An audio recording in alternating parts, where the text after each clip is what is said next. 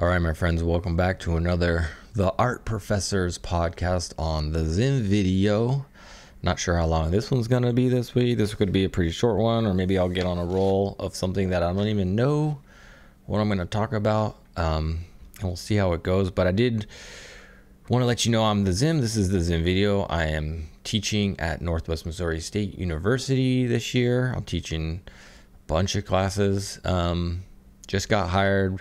I taught last year at San Diego State University. I got my MFA at San Diego State University, got my BFA at University of Washington, got my BFA in fiber arts, got my MFA in graphic design / interdisciplinary art, I guess you could say. And now I'm an art professor, and we're talking about the journey it is to be an art professor, obviously coming from the perspective of a pretty new one.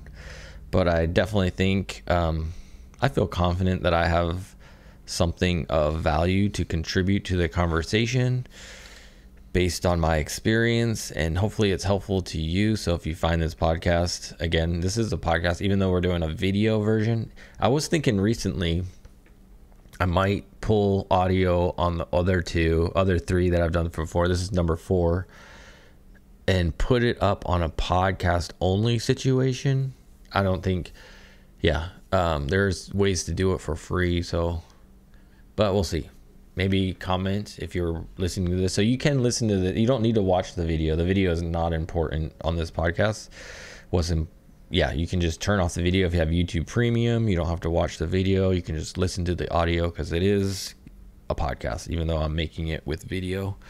So let's update you on what's going on. So classes start next week, and a couple things that we need to update. So let's update on what happened this last week, and then we'll talk about what might be happening next week. We are recording this at basically 9 p.m. Central Time. Friday night, wanted to do it, so we're going to do it. I'm trying to record and publish these every Friday, but we'll see how that consistency happens. So the update. So last week was a lot of meetings, tons of meetings. On Monday, I met with my mentor. I don't know if every university does this. Probably. It seems like a pretty standard thing.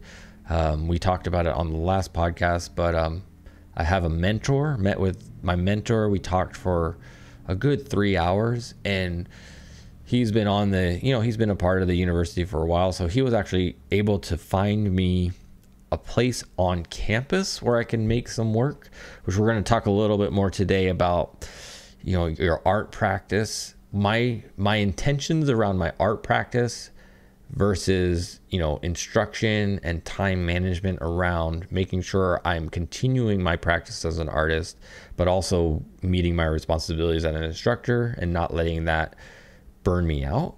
We'll talk more about that, but let me continue my update. So he found me a space on campus that I can make some art. So we're going to set that space up hopefully within the next couple of weeks. So I'll be able to just go down when I'm on campus and just fling some ink on paper. So that's cool. But I also am still planning to set up my bedroom essentially, or my other room for art making here in my apartment as well. Talk more about that. That's definitely coming up later in the podcast and that's, I think, the title of today's podcast: Art Practice versus Instruction Time Management. So we met with him on Monday. Then after that, we met with another professor on campus, and meeting with the other professor on campus for art. There's a lot that I'm trying to fill in. I'm basically teaching 5 classes that I've never taught before. So I'm struggling. I know I mentioned this to everybody a few times, that I know I'm a no first personality. So when somebody says, do you want to meet? I can talk to you about how I teach the class or taught a class that you're teaching. Part of me wants to say, no, I don't want to hear it because I just want to do it my own way. But part of it's I should listen to them so I can actually maybe learn something. But I'm dreading, the question I'm dreading is so what's your plan? How are you going to teach it? But thankfully, what happens is the persons usually say, oh, you're going to discover your own way to teach this. They don't even ask how I'm going to teach it. They just go like, you're going to discover how you need to teach it. I do feel that in my artist talk and what I've presented, what I've shown I'm already done, people have faith in me that I'm going to be able to do a good job with what is to come with my classes. So there's that. What else? So we met Monday, Tuesday. What happened to Tuesday? I took Tuesday off. I was like, I need a day to do nothing. So Tuesday, I pretty much did nothing. I live streamed on YouTube some of my gaming content. I met up with one of my new friends that I've made. He's in the music department, which we're going to have, we're going to do an interview podcast with him eventually, probably conversations with creatives that I do, my live stream podcast or my live stream, interview series that I do. I haven't done one for a while, so look out for that. Hopefully that'll be early September. So look out for that on this channel. And then Wednesday was when, I have it right in front of me. Wednesday was the day all my meetings started. So Wednesday was like the all faculty meeting with the entire school.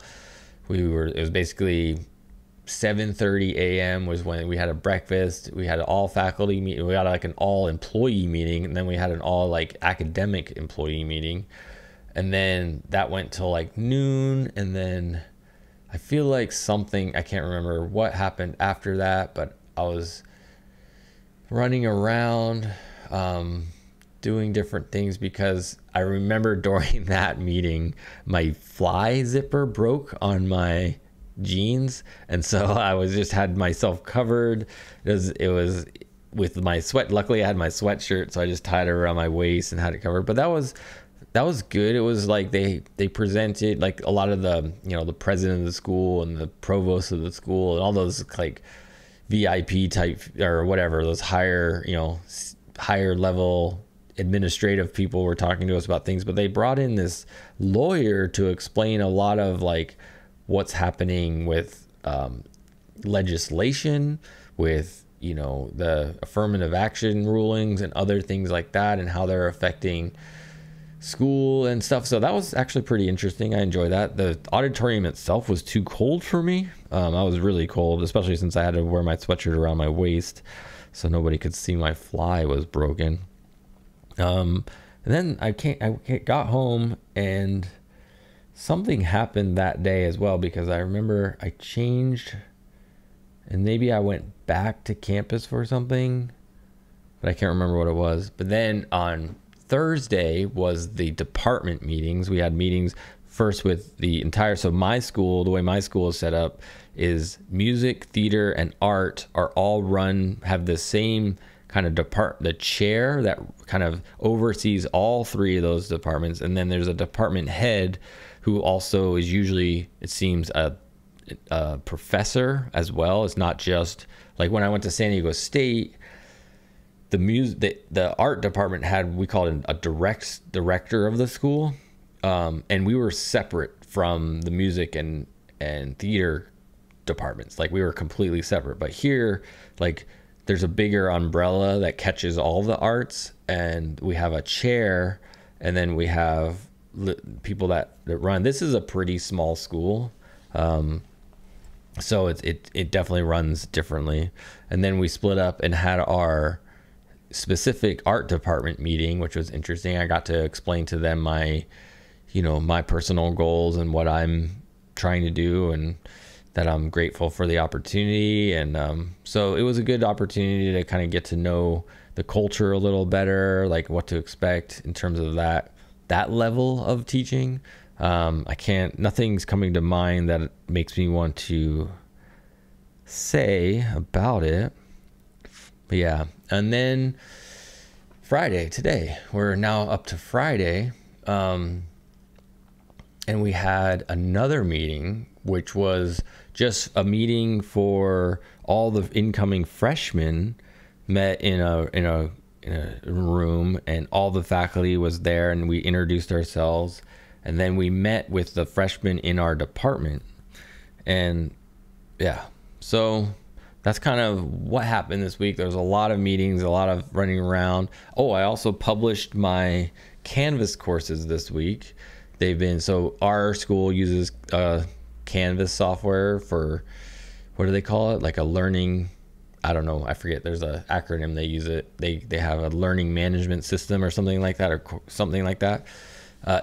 Yeah, something like that. And so we use Canvas, and I published my Canvas courses earlier in the week. And then today, Friday, I also sent out an email to all my students saying, looking forward to meeting you and that kind of thing. So we are at that point. So yeah, that's what I did this week. If you have any questions about those things, please ask me in the comments and we can go into more details. But yeah, it was good just to kind of get things going.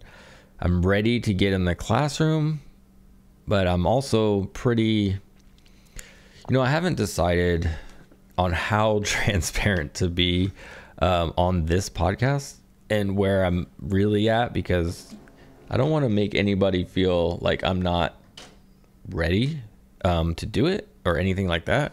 But I also want to be honest and be kind of true to how I'm feeling. And let's just put it this way.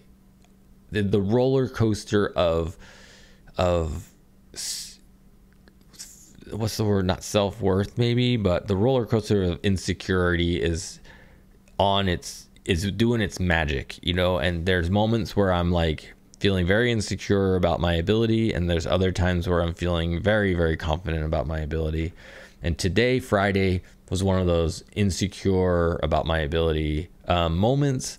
There is a lot to do in this system, partly because it is a small school, partly, yeah, and the fact that it's all brand new to me. There's just a lot for me to process and do, and I'm just trying to really take it one day at a time, and yeah, just take it one day at a time. So yeah, I don't know how to say this, but I feel like I'm gonna have to remind myself to revisit this conversation in, I don't know, June or June next year or May next year. And we'll revisit this and kind of talk a little bit more about it.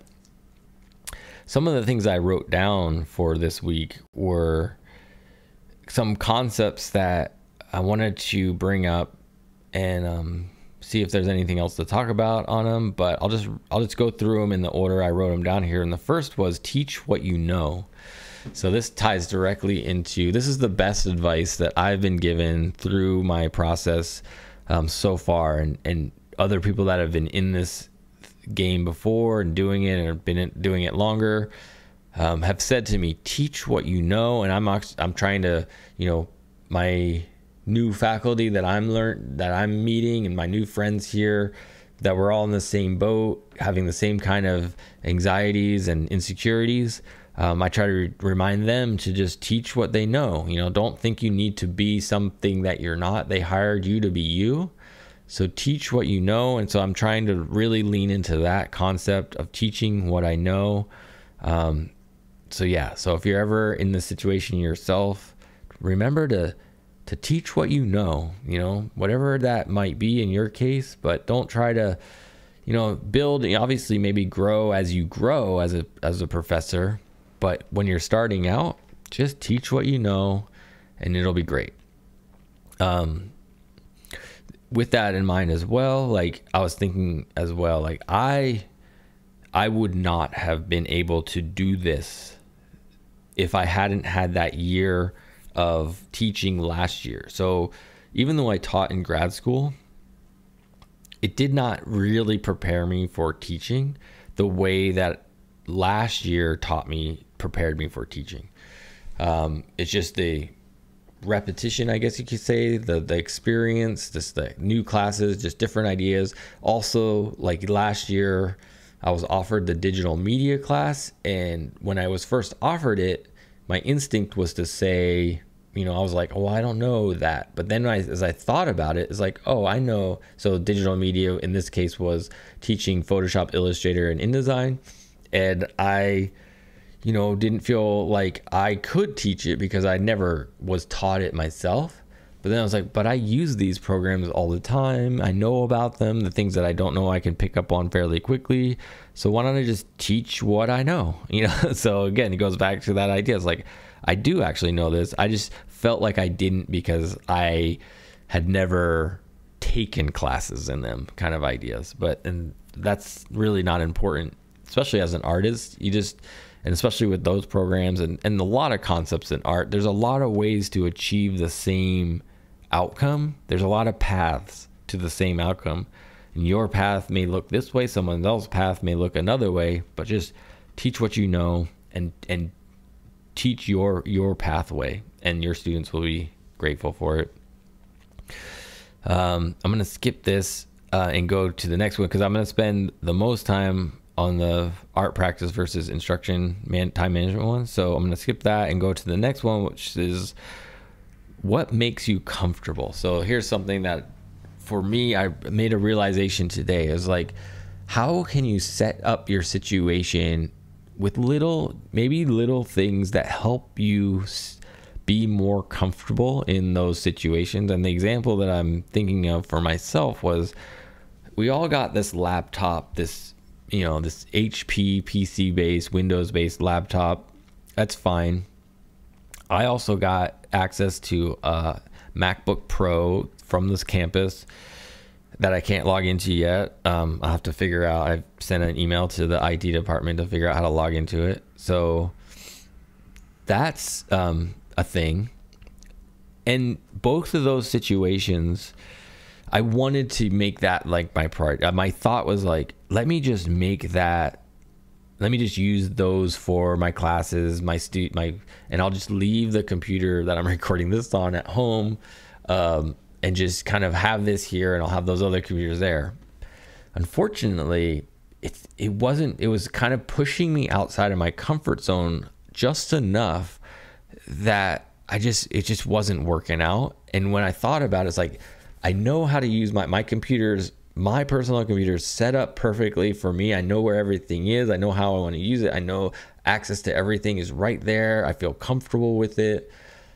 So I was like, yep, I'm going to be taking my laptop back and forth to class and to here because it just makes me feel just that much more comfortable. And I won't have anxiety of not knowing where things are, not knowing how things work perfectly. Everything I need works. It's got all the programs I need on it.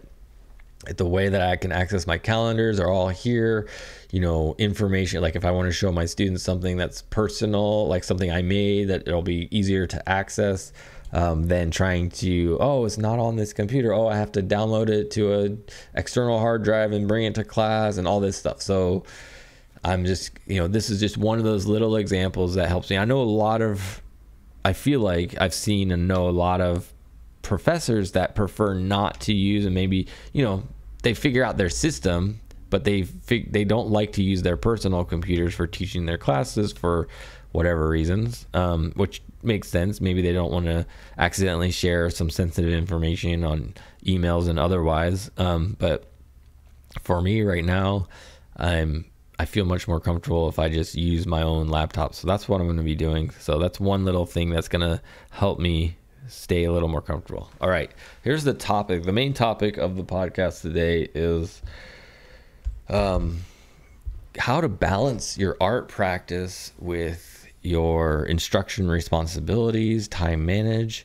And I've been thinking about this a lot. So I've already talked a little bit about this in the terms of my ambition was pretty high out the gate, and I tend to have high ambitions. I'm like, I want to do more YouTube videos. I want to make a lot of artwork. I want to have all these different ideas and teach my classes. And as time has gone on, I'm realizing, okay, my classes are going to take up a lot of my time and my energy. And thankfully, I'm also I understand that, and I have the practice of not letting tiredness stop me from doing what's important to me. And I've been practicing that kind of way of working for a long time, while watching my burnout. I don't want to burn myself out. That's super important, because if I burn myself out, I'm no good to myself. I'm no good to my students. I can't make the work I want to make. Like, everything sucks, and I need more rest. I need more time off. So I just got to watch that burnout threshold very closely. And so what are the things that I can do to navigate around that burnout threshold? One thing is realizing that maybe this time in my life where I'm at right now isn't the time to start like new ways of working. And I've been thinking about it a lot because, and it just kind of hit me, it dawned on me. It's like the philosophy I've had for working for a long time is, well, use what's around me, right? And that's part of why through grad school I started to draw, was like, it's quick, it's accessible, it's fast. It's like, I don't have to like set up a lot of stuff to make things. And I was like, well, this feels like the way that I should continue to work. Maybe something will shift over time, but it's been a long time since I've made something that something that I've made. I've tried to use a sketchbook. I'm not a big sketchbook person. It just doesn't work for me. I just don't have if I'm going to spend the energy doing something, I'm going to make a piece. I'm not just going to make a sketchbook drawing of it. And sketchbooks have never really been my jam. And in the way that I want to use them, and it's just, I'd rather just go straight to the piece, And so basically what I've decided to do for myself is continue to work the way that I've been working, thinking about drawing as my foundation, thinking about the kind of speed at which I can work, thinking about, those kind of concepts. So like I said, I have a space on campus now, which hopefully will be set up within the next couple of weeks. And then I'll be setting up a space here. And the way I'm kind of thinking of dividing it is I'm going to start making work at the space on campus as soon as possible, so that my students can have access to it as soon as possible. They can see me working, they can see what I do, and we can just start working and making things. And that space will allow me, I won't be live streaming out of that space like I have been in the past with my drawings and things. That space will be maybe I'll take longer on a drawing, but I'll get started quickly. I'll still work quickly, but maybe I'll work quickly multiple days, multiple times on the same drawing and revisit it. Whereas when I do my live streams and other things, I tend to I start at the beginning and end at the end, and it's done, and it's within the time of the live stream, and then it's done. I don't ever go back to those drawings or anything like that.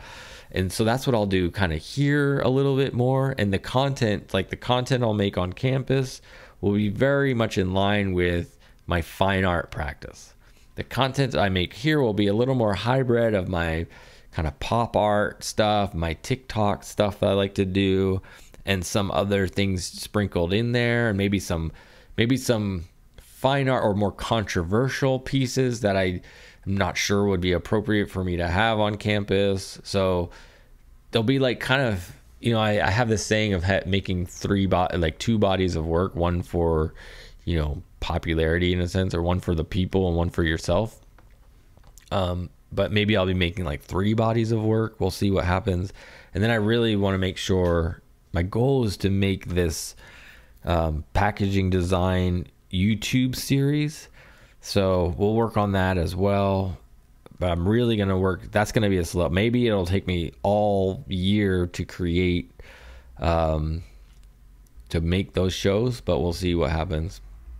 So that's basically it for me. It's so what can I add to this concept of, the art practice? So let's revisit it real quick. Let's recap it a little bit. Part of it is to know that, you have to know that, and you hear this all the time. If you've had this conversation at all about, teaching art or being an art professor, you hear that I've heard a lot that sometimes it's hard to make the work. You're so focused on your teaching that making the work kind of gets put on the back or side. It gets kind of secondary status. And so you have to make an intentional effort to go no, how can I fit this practice into what's going on?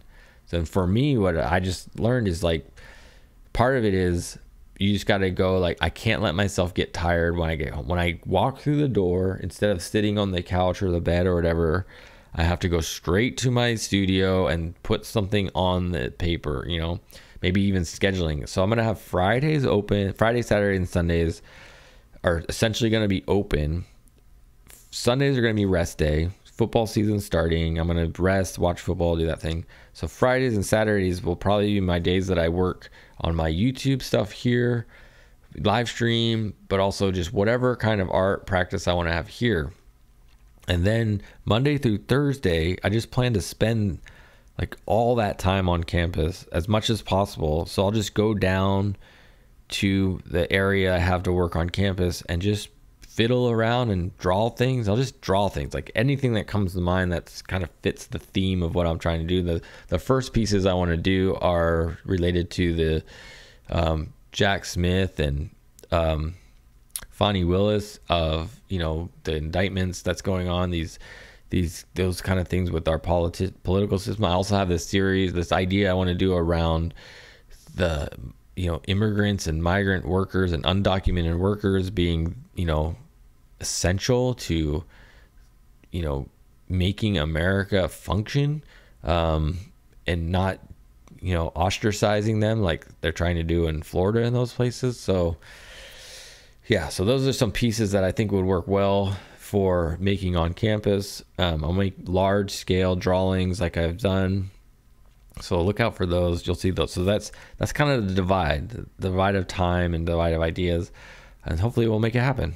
So one of the things I think I'm failing to mention in this whole like balancing or art practice idea, I touched on it at the very beginning, but I didn't like complete the thought, was not changing the practice that I already have. So the way that my practice, I'm sort of fortunate, and it's been like this, not destiny is not the right word, but this kind of like, you know, I've been doing what I need to be doing already and not realizing how important and how it will help and how will work for my future way of being. So my goal is to keep doing visiting faculty positions for a long time. So how do you make work when you're changing your studio around all the time and doing this stuff? And the way that I work right now, on paper with ink, focused on drawing, super conducive to multiple different environments. Like, I don't need to worry about ventilation for paint. I don't need to have a large place to build stretchers for canvas or, you know, other types of work. I don't have to have space for sculpture and different things like that. It's very conducive to the lifestyle that I want to have for a long time. And thankfully I recognized it and gone like, oh, well, let's just keep doing what I'm doing and just go ham. Let's just go all in on it and make this work. So I guess my advice in this situation is, you know, really evaluate your conditions. What kind of space you have, what kind of time you have, what the work you're already doing, you know, what are your ambitions? Evaluate all your parameters and go like, this will work best for this situation, and put aside maybe some other ideas that you might have if you're doing what I'm doing and traveling, or if you're running out of energy and time. You can go like, well, maybe making this super ambitious, you know, 100-foot sculpture isn't what I'm going to be making right now, you know, whatever it might be. So really just evaluate your ambitions. Something to consider. I wanted to also talk about two other things. One of them is my philosophy on two-dimensional design. So I think in the future, one of the things that I think I would really enjoy is being a foundations. So in art school, as you know, you're watching this, if you're interested in being an art professor or are an art professor, you know that a lot of schools have foundation courses. Northwest Missouri, I mean, all schools do, but how they manifest may shift.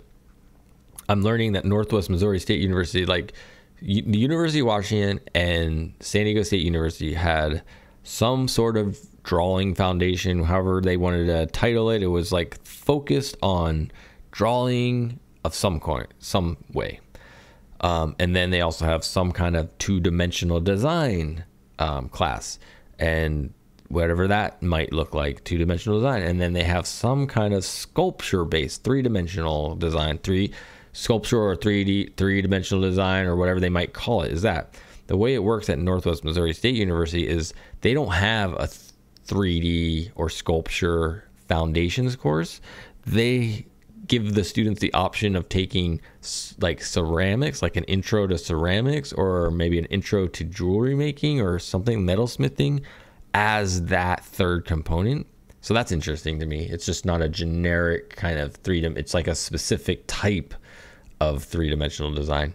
But they do have a drawing class, I believe, and they do definitely have a two-dimensional design class, because that's what I'm teaching. So with the way that I want to teach, so I have a problem with a lot of people. Well, first off, I have a problem when an instructor teaches a two-dimensional design class as a graphic design class. It's like not a graphic design class. It's a two-dimensional design class on all art. So, which to me means you need to make it accessible to all types of artists. And so to me, that means do not open a computer, because you can talk about two-dimensional design concepts that will apply to your graphic designer that will be working in a computer more often, or other artists that will be working in a computer. But you shouldn't spend time teaching students how to use Photoshop and Illustrator and those kind of things. When they need to use those for things, that's when you teach, because not every student's really, I mean, it'd be valuable for a lot of artists to use those programs, because you can use them in a lot of ways that could help do a lot of things no matter what your medium is. But that's not the place for two-dimensional design class. Is a place to discuss the concepts of two-dimensional design. And so the other really big problem I have with two-dimensional design is professors that teach it as an extension of drawing. And so all their projects are on paper with a pen or pencil, and they're just drawing things. And it's like, this is not a drawing class. So I didn't take it that, like when I took two-dimensional design at the University of Washington, we didn't draw anything. It was all like comparing ideas together. I did like this weird little like magazine thing where I took, I don't know, I can't remember what the project was, but it was me taking photographs of like the sequential kind of idea of taking photographs of myself jumping on a trampoline with a skateboard and pretending I was doing this trick, and I did this thing. And then there was this one project where we had to like take pictures and make slides. It was at the time when we didn't have digital like we do now, so we had to make slides instead of just JPEGs. But we made slides of like signs and the colors of signs, and then we had to create like a soundtrack to go along with it, and I brought my guitar in and strummed along with it. Those are the two projects that stand out for me. But there wasn't like, we weren't just sitting at desks drawing things. And so that's not the way that I'm going to teach the class. What I'm going to do is expose my students to another way of creating. So I believe, and even in my drawing class, I have a philosophy of drawing. My drawing class, one of the taglines I say is, there is no line in this class. And what I mean by that is just like, I feel like a lot of young artists that come from high school are so used to just drawing lines to define everything. I'm like, no, we're going to use contrast, we're going to use tone, we're going to use gesture, we're going to use just a lot of different ways to make that's not just defaulting to tracing an object. Basically, you know, it's like if you're looking at a still life and you're looking at a water bottle or something, we're not going to trace around the edge. We're going to look at it critically and go like, how can we represent this shape without just drawing like the outline of the shape? We go like, oh, it's darker on one side or the other because of the way the light's casting on it. So let me draw the shadow. Basically, I draw from shadows, draw the contrast is how I focus. And then I really want them to express in their mark making. Like, I don't need them to be perfect. So anyways, so I have that philosophy about drawing. And then with two-dimensional design, the way that this is the way I'm going to approach this semester is we're going to take these concepts of two-dimensional design, all the things, contrast, line, even, what are the other repetition, rhythm. There's just like lots of different two-dimensional design concepts. And we're going to express them in ways that aren't just drawing them or even painting them. So the way that I'm going to do is it's going to be like a mixed media / collage work. So we're going to take, lots of found materials and cut them apart and glue them together and express these concepts through like this mixed media format. And we're just going to figure it out as we go. I think it'll be a lot of fun. I'm really excited for it. I'm really, this out of all the classes that I'm teaching, this is the one that I'm most excited to figure out, I should say, and do, because like I said, I think, and I don't know if I finished the thought, I think I would be really, no, I didn't. I would be really happy if so explaining that some universities have these foundation classes and some universities have that's a department. Foundations is a department, whereas like there's like painting is a department, graphic design is a department, printmaking is a department. In some universities, foundations is a department and somebody's in charge of the foundations courses. And I think I would love that. I love the idea of being one of the first people that's getting students started on their artistic journey, because I think that's where I think I'm good at setting a strong foundation of mindset as a big part of how to be an artist and how to think about things, and like that initial like mindset stuff that you can implant in these young artists is like, I think I'm good at that, and I think I want to do that, and that really excites me. Those ideas like foundation drawing, foundation 2D, and even foundation 3D, like if I taught those 3 classes every semester for a long time, I feel like I would be very happy. So I'm hoping that maybe that'll be what I manifest in the future for my career as an artist. So we'll see what happens. So I'm really excited about that. So that's my goal so the way I'm going to structure my class as well is like, I'm going to combine, I have research in my projects. The students have to find artists that use these concepts, like find a piece of artwork. Like if we're talking about contrast, they have to look up artists that have heavy use of contrast in their work and show it to the class and do a little research. And then, depending on, there's different levels of research. I'm going to have 3 main projects, but then all these little projects that we do weekly, as well, like the different concepts, like all the different concepts will be individual, and then on the main projects will then be them combining concepts with another theme. So there'll be a theme of a project, which like the first project is visualizing music or sound, and so they're gonna have to pick a piece of music or a sound. It could be like waves crashing, or it could be a song they really like, but they have to then create a visual representation of that sound using these and show deliberate use of these design concepts that we've been talking about in the class, and then show research. So they have to go like find some other pieces of artwork that have inspired them, research who those artists are, and go like and make their piece kind of with that influence in mind. So that's kind of the way that I'm approaching this class, is like, we're not going to just be drawing or painting. We're not going to, those can happen specifically, and there's tons of opportunities to draw. There's tons of opportunities to paint. There's tons of opportunities to do those basic kind of things in art school, especially since there is a foundations drawing class. They can express all those kind of ideas there. I want to expose them to a different idea of how to create artwork. And so I'm going to use this mixed media format as my foundation for this class. And that's the way I'm going to approach it. And I'm really excited about it. I think it's awesome. But I guess I like to use the word end versus but. And it's not the typical way of doing it. And most people do it in a way that looks to me like an extension of a drawing class. And I'm like, that's so boring.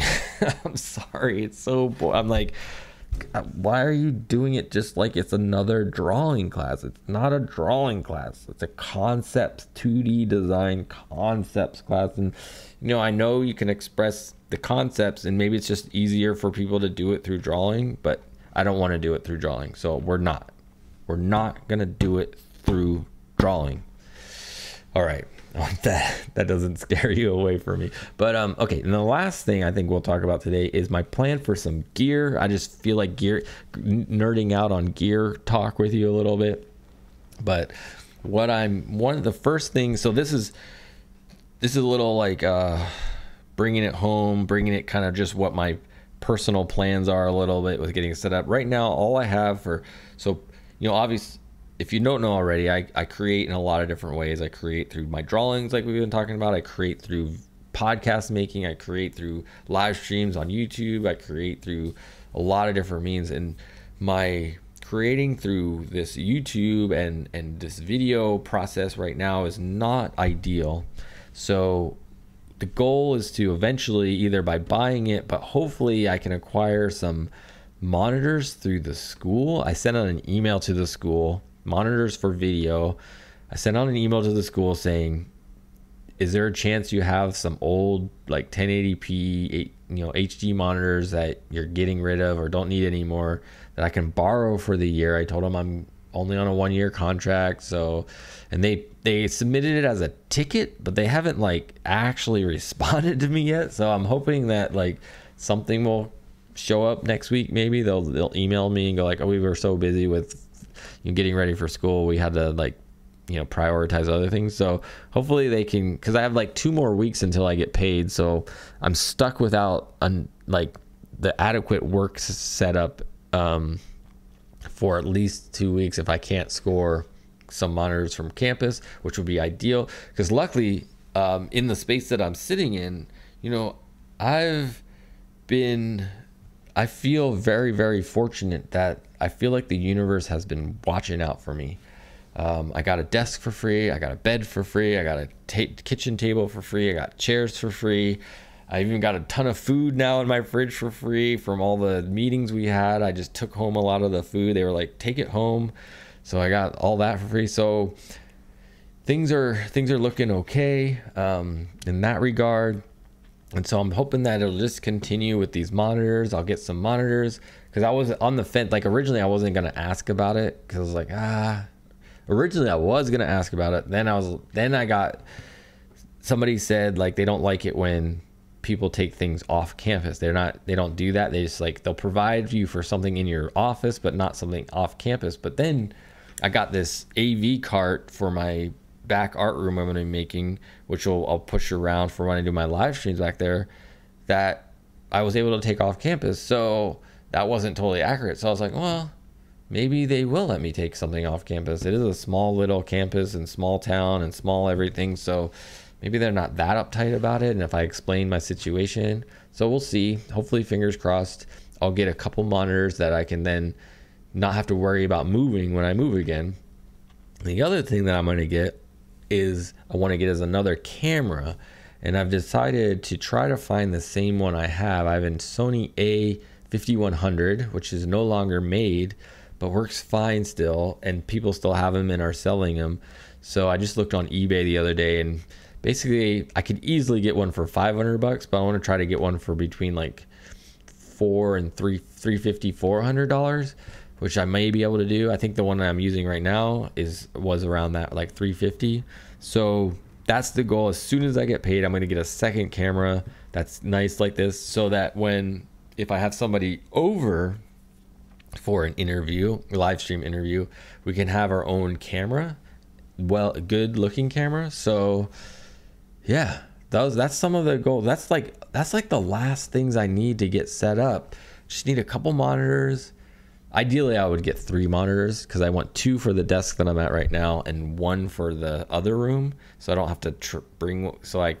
But I don't know. I might just try to use my laptop and it'll be small. But the reason the additional monitors work well is because it allows me to monitor all the places I'm streaming to, and I like to stream to YouTube and Twitch, and I haven't been streaming to Twitch for a long time because I don't have the real estate on my monitor to see all these windows open. And it's just kind of, so all I've been doing is YouTube, but hopefully we can remedy that soon. So there's that. One more thing, just an kind of antidote. What's the word? How do you use antidote or antidote? I don't know. I feel like I'm not pronouncing it right, but like when you have a little idea that you want to share. I was trying to get quarters for laundry today, and I almost got really upset because I went to one place, they wouldn't let me buy quarters. I went to a bank, they wouldn't let me buy quarters unless I had an account. And then I said, well, how can I open an account, or how fast can I open an account? And they said, well, you have to have a minimum of $100. And unfortunately, I'm like, don't even have that right now. I'm like so broke right now that I'm like, God darn it, I can't do that. And a lot of banks don't do that. A lot of banks, if you don't have an account, they won't even change like a $10 bill into quarters for you because of whatever reasons. So I was like feeling pretty discouraged, but there's ironically a lot of banks in this town. It's like crazy. I was like, there's a lot of banks. For how small of a town it is, why are there so many banks? It seems like it's small enough of a town. It really should have like 1 bank, maybe 2. But there's like 10 banks. I don't know. There's at least, just on the ride for where I was, there's 1, 2, 3, 4, probably more that I saw. 5, yeah, definitely. Yeah, there's a lot of banks here. But anyway, so I went to the first bank. They said no, and I was just driving. Just went 1 block down. I was like, let me try this one. I was gonna go to the grocery store and see, but I was just, let me try this other bank. I went into this other bank, and they were totally happy to change $20 for me into quarters. So I'm like, thank you so much, because I would like walked in there like all like discouraged. I was like, this is gonna suck. But all right, anyways, I think we made a pretty decent podcast today. I would love to hear your thoughts. I'd love to hear from you. We'll do it again next week. So this will be a weekly podcast. Maybe it'll show up on just straight up podcast apps, but for now it's living on YouTube. Maybe I don't know, I would love to see it blow up a little bit, but there's got to be enough art professors and artists out there that might be interested in this journey as an art professor that maybe they'd be willing to listen to my story. Share it around with your friends if you would. Also, the people that follow me on YouTube already, probably I do listen every once in a while, so I appreciate that. Thank you all so much. That if you've been a supporter of mine for a while and you're just interested in hearing the updates of how I've been doing, I really do appreciate the support. But yeah, we want to grow this channel. Hopefully we'll make some stuff soon that'll help it grow, but let's do it. All right. As always, my friends, be loving, kind, and patient, and we'll talk with you again real soon. Peace.